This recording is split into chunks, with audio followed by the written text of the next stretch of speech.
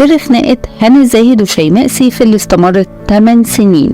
تعالوا اقول لكم ايه السر ده، بس في الاول بفكركم تعملوا اشتراك للقناة وتعملوا لايك للفيديو وتفعلوا زر الجرس عشان يوصلكم كل جديد. يلا بينا. هنا الزاهد وشيماء سيف اتخانقوا وقطعوا بعض 8 سنين بعد ما كانوا اقرب اتنين في الوسط الفني. يا ترى ايه اللي حصل بينهم؟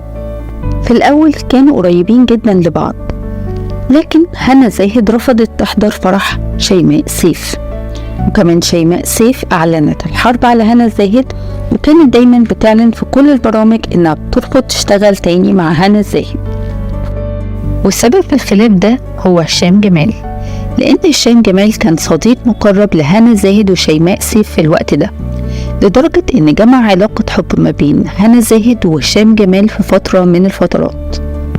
ولما النصيب ما جمعهمش سوا انفصلت هنا زاهد عن هشام جمال، لكن استمرت الصداقة ما بين شيماء سيف وهشام جمال، وده اللي خلى هنا زاهد بعدت خالص عن شيماء سيف، وبقوا الاتنين مش قريبين لبعض وقطعوا بعض 8 سنين، وكل واحدة فيهم ركزت في حياتها وفي شغلها لحد ما جمعهم القدر سوا في فرح ريم سامي.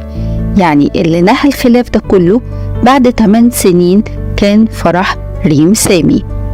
اتقابلت هنا الزاهد وشيماء سيف في فرح ريم سامي، وحاول أصدقاء مقربين بين الاتنين إنهم يصالحوا بينهم ويجمعوهم تاني سوا وينهوا الخلاف اللي كان بينهم واللي استمر 8 سنين. ونشرت هنا الزاهد بعدها ستوري على الانستجرام: كنتي وحشاني واخيرا اتقابلنا بعد 8 سنين. ونشرت كمان شيماء سيف نفس الستوري دي على الانستجرام عندها، وبكده انتهى الخلاف اللي بينهم ورجعوا الاتنين اصحاب تاني. وبكده يكون انتهى الخلاف بين هنا الزاهد وشيماء سيف، ونتمنى تجمعهم اعمال فنية كوميدية جاية، لان الاتنين كانوا ثنائي هايل في الاعمال الفنية. بنفكركم تاني تعملوا اشتراك للقناة وتعملوا لايك للفيديو ده وتفعلوا زر الجرس عشان يوصلكم كل جديد.